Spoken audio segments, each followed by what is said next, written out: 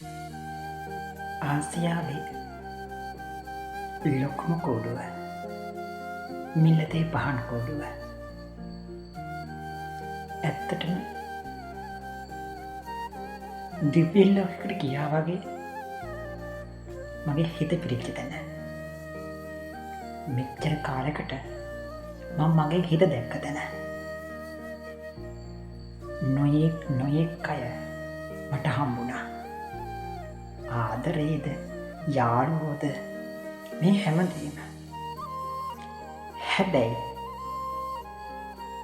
හිත පිරිච්ච, හිත සැනසිච්ච, ජීවිතේ පළවෙනි පාර දැක්ක ලස්සන ආදර කතාවක් මට ඉදිරියේදී හම්බුණා. මට තේරුම් ගන්න බැරි එයා කොහෙද හිටියේ කියලා. හරි කතාවත් පැත්තකට දාමුකෝ. මේක අහන්නකෝ. ආයේ අවුරුද්දකින්ද මාසකින්ද කවදා හම් වෙයිද කියලා මන් දන්නේ. ඒ පිරිමි හිත ඒ තරම් අර මිලතේ පහන් කුඩුව වගේ ලස්සනට දිලිසුණා. හිත පිරුණා.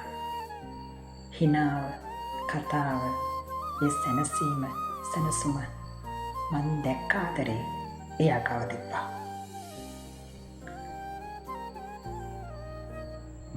මොනවා වෙයිද? හරි පුදුමාකාරයනේ ජීවිතේ. සමහර බැඳීම් තියෙනවා හිතට හරි සැනසීමයි. මේ මොහොතේ ඒ සැනසීම මගේ හිතට දැනෙනවා කියන්නේ ඒ ආදරේ හරි ශක්තිමත්. එයාටත් මේ වගේම දැනෙනවා ඇති. මං හිතනවා එහෙම දැනෙනවා ඇති කියලා. ඉතින් හැමදාම පරිස්සමෙන් ඉන්න තැනක ආදරයෙන් ඉන්න මං හැමදාම